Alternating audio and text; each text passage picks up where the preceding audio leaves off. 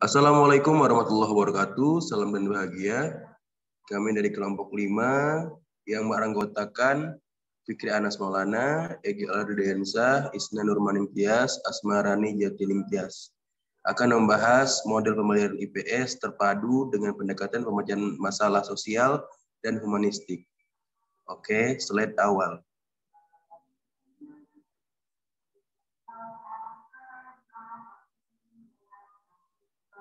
A. Pendekatan berorientasi pemecahan masalah sosial. Pendekatan pemecahan masalah adalah pendekatan yang digunakan dalam mempelajari suatu ilmu pengetahuan dengan maksud mengubah keadaan yang aktual menjadi suatu keadaan.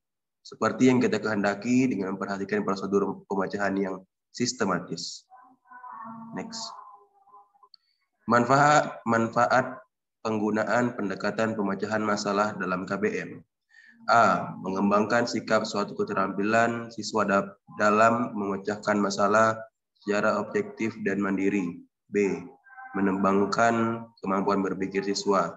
C. Siswa mampu berpikir dan menghayati keadaan. D. Meningkatkan kemampuan berpikir kritis dan analitis, baik secara individual maupun kelompok. Merancang model pembelajaran IPS terpadu dengan pendekatan berorientasi masalah sosial. Untuk dapat merancang model pembelajaran harus didasarkan pada pemikiran kritis seperti berikut. A. Guru dan siswa harus menyadari bahwa masalah itu ada. B. Siswa dibantu guru mencari petunjuk. C. Untuk pemecahan masalahnya. D. Menggunakan suatu pemecahan masalah yang tepat. John Dewey mengungkapkan langkah pemecahan masalah yaitu A. Merumuskan permasalahan, B. Menganalisis permasalahan, C. Membuat atau merumuskan hipotesis, D. Menghimpun mengelompokkan data sebagai bahan pembuktian hipotesis, E. Menguji hipotesis, F. Menentukan pilihan pemecahan atau keputusan.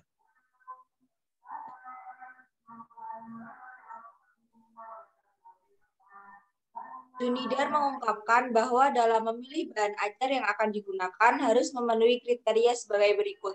Yang pertama, bahan ajar harus mengandung isu-isu yang mengandung konflik. Misalnya, bisa berasal dari berita, rekaman video, dan lain-lain. Yang kedua, bahan ajar bersifat familiar dengan siswa, sehingga setiap siswa dapat mengikutinya dengan baik. Yang ketiga, bahan ajar yang dipilih harus bahan yang mendukung kompetensi yang harus dimiliki siswa, sesuai dengan kurikulum yang berlaku. Yang keempat, bahan ajar harus sesuai dengan minat siswa. Cara menerapkan model pembelajaran IPS terpadu dengan pendekatan berorientasi masalah sosial. Contohnya yang pertama, guru harus menjelaskan tujuan pembelajaran terlebih dahulu, yaitu melalui diskusi pemecahan masalah, siswa mampu menganalisis jenis-jenis pekerjaan yang terlibat dengan tepat. Yang kedua, guru menyiapkan bahan ajar berupa gambar ilustrasi dan video tentang kegiatan yang ada di pasar. Selanjutnya, peserta didik diberi suatu permasalahan untuk dipecahkan. Misalkan, permasalahan mengenai apa yang peserta didik lihat ketika berada di dalam pasar, atau mengenai jenis pekerjaan apa saja yang terlibat dalam kegiatan ekonomi yang ada di pasar. Barang atau jasa apa saja yang dijual dan ditawarkan dalam kegiatan ekonomi di pasar. Bagaimana pengelompokan jenis-jenis kegiatan ekonomi yang terlibat di pasar. Selanjutnya, peserta didik bisa memulai untuk menganalisis permasalahan dengan pengetahuan dasar yang mereka miliki untuk dapat meninjau permasalahan dari berbagai sudut pandang. Setelah itu, peserta didik harus menyusun kemungkinan-kemungkinan jawaban atau bisa disebut dengan hipotesis dari penyelesaian permasalahan yang ada. Misalkan, ketika di pasar terlihat adanya interaksi antara penjual dan pembeli. Jenis pekerjaan yang ada di pasar, misalnya pedagang menawarkan barang, kuli menawarkan jasa, tukang becak menawarkan jasa. Lalu di pasar menawarkan barang yang dibutuhkan pembeli, seperti tahu, tempe, sayur, dan lain-lain. Serta menawarkan jasa yang bisa digunakan konsumen, seperti jasa angkut kuli barang, jasa antar barang, dan lain-lain. Selanjutnya, peserta didik harus mengumpulkan data-data yang nantinya dapat menunjang penyelesaian permasalahan tersebut. Data bisa didapatkan dari observasi atau wawancara langsung dengan objek. Selanjutnya, peserta didik harus dapat membuktikan hipotesis.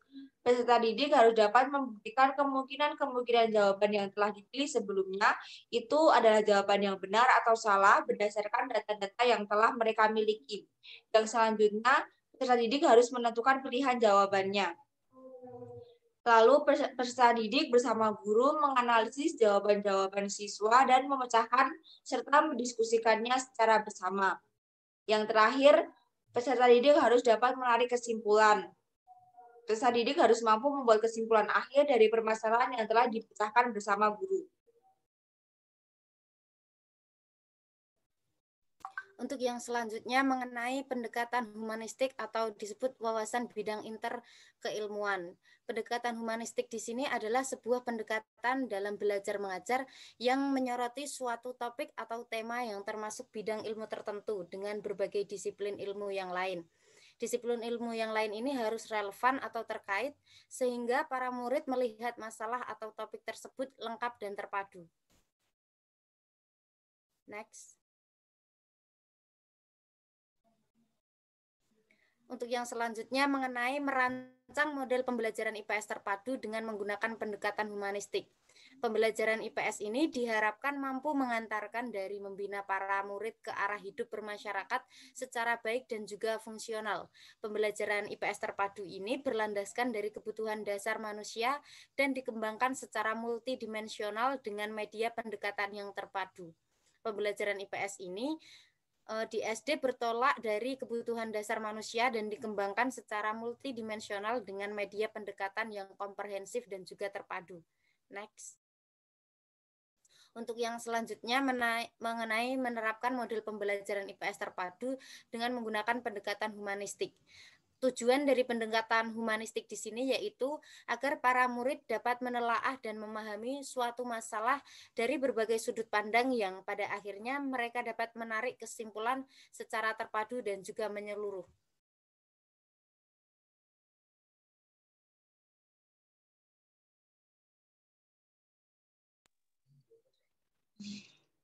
Contoh penerapan pada kelas 5 semester 2.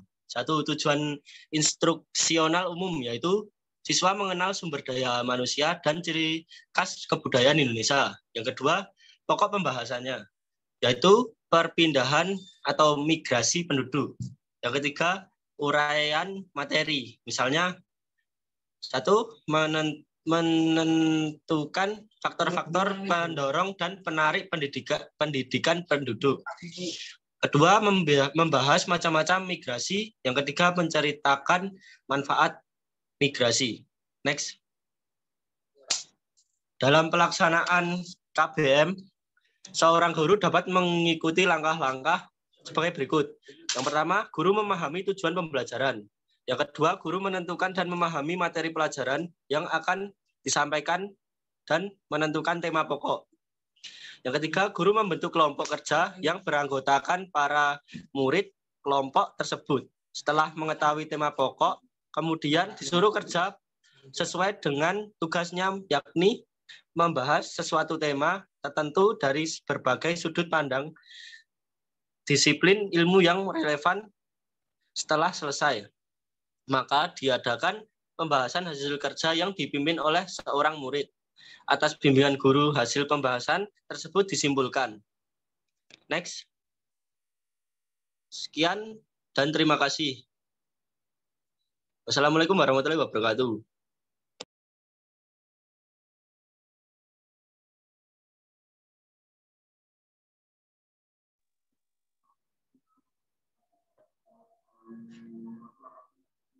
Oke, baiklah. Itulah tadi hasil diskusi dari model pembelajaran IPS terpadu dengan pendekatan pemecahan masalah sosial dan humanistik.